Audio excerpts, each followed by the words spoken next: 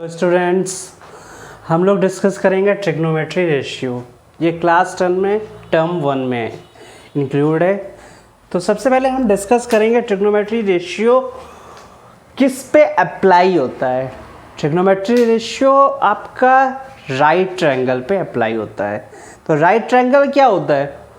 Right triangle वो triangle होता है जिसका एक एंगल 90 डिग्री हो, या ये भी कह सकते हैं कि जिस ट्रायंगल के दो एंगल्स का सम 90 हो।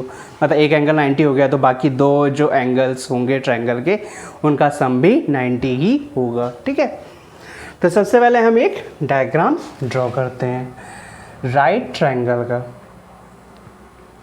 ठीक है, तो ये आपका ये पॉइंट हो गया, ये 90 डिग्री हो गया, और ये ए और ये सी। ठीक है, तो सबसे पहले आपको ये बिल्कुल दिमाग में बात बैठा लेनी, जितनी ट्रिग्नोमेट्री है वो राइट ट्रायंगल पे ही बेस है। ट्रायंगल यदि राइट नहीं होगा तो ट्रिग्नोमेट्री अप्लाई नहीं होगी।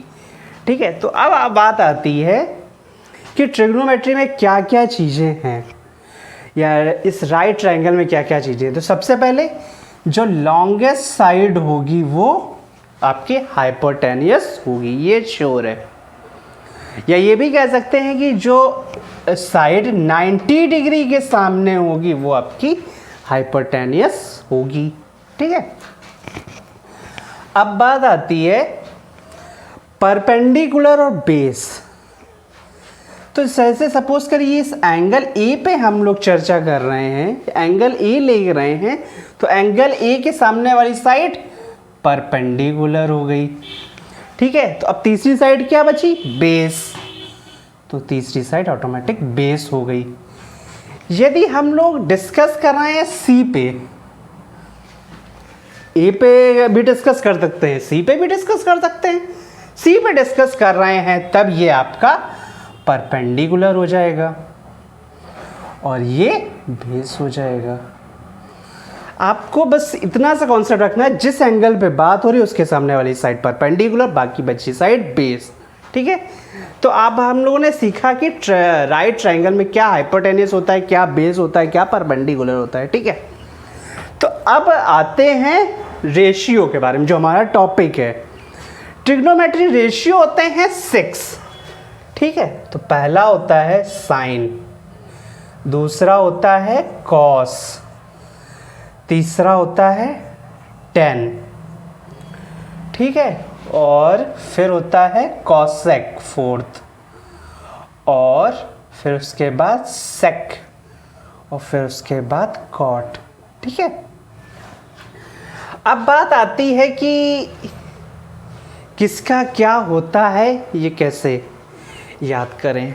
तो सबसे पहले बिल्कुल इजी सा तरीका है कि आप इसको याद करिए, P B P, H H B. इसको लर्न करने का एक तरीका होता है, P for Pakistan, B for भूखा, पी फॉर प्यासा, H for Hindustan, H for हरा, बी फॉर भरा। पाकिस्तान भूखा प्यासा, हिंदुस्तान हरा भरा। ये पीबीपी और एचएचबी को याद करने का तरीका है। और एक और होता है तरीका, P for Pandit, B for Badri, P पर Prasad, Pandit Badri Prasad, H for her, B for बोले। पंडित बद्री प्रसाद हर हर बोले। तो ये आप पाकिस्तान भूखा प्यासा, हिंदुस्तान हरा भरा, या पंडित बद्री प्रसाद हर हर बोले, इसका मतलब क्या है? इसका मतलब ये है, ये जो पहला है इसको हम कहेंगे साइन। ठीक है, ये P अपॉन H मतलब साइन। ठीक है, अब दूसरा क्या होगा? कॉस होगा। दूसरा क्या हो गया? कॉस, तो B हो, कॉस हो गया B अपॉन H। अब तीसरा क्या हो जाएगा? तीसरा हो जाएगा 10। ठीक है, 10, तो ये हो गया P अपॉन B।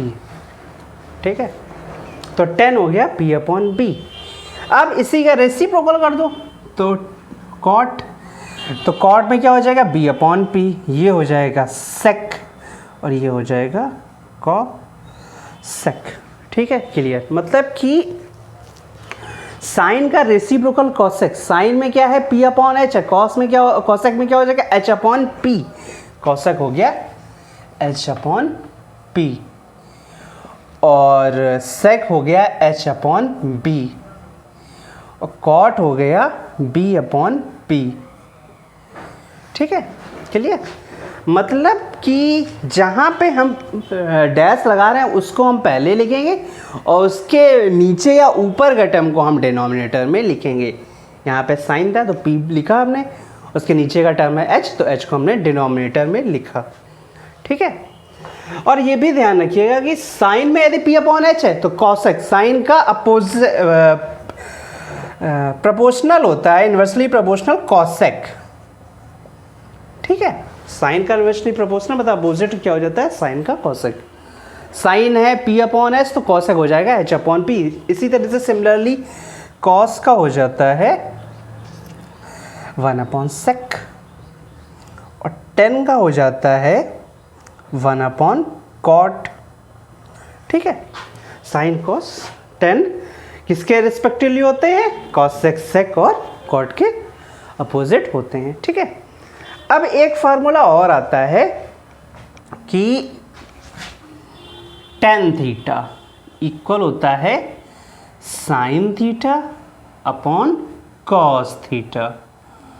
ठीक है, tan theta equal to sine theta upon cosec theta.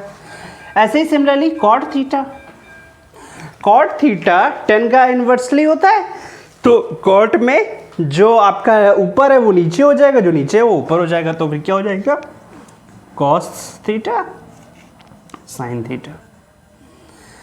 हमने यहाँ पे देखिए इस फार्मूले में थीटा लिया है, आपको फार्मूले में भी थीटा मिलेगा। इसमें क्या है, वैरी हो सकता है, यहाँ पे भी वैरी हो सकता है, 10a हो सकता है, 10 फाई हो सकता है, 10 अल्फा हो सकता है, कुछ भी हो सकता है, बट लेकिन ये वेरिएबल है, ये चेंज होता रहेगा। ठीक है, अब तीन फार्मूले हैं वो भी आपको यूज करने पड़ेंगे। तो पहला फार्मूला है sign square theta plus cos square theta equal 1।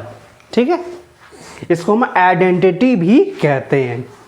दूसरा है 1 plus tan square theta equal sec square theta और 1 plus cot square theta equal to cosec square theta. ठीक है, ये तीन फार्मूले और हो गए।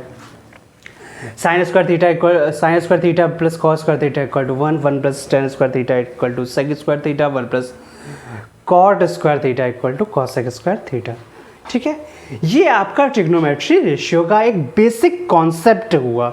ठीक है, अब हम इसके क्वेश्चंस नेक्स्ट वीडियो में देखेंगे। ठीक है स्टूडेंट, वीडियो अच्छी लगी हो तो लाइक करिए, बाकी तो सब आप जानते ही हैं। जल्दी मिलेंगे हम लोग नेक्स्ट वीडियो में। जय हिंद, जय भारत।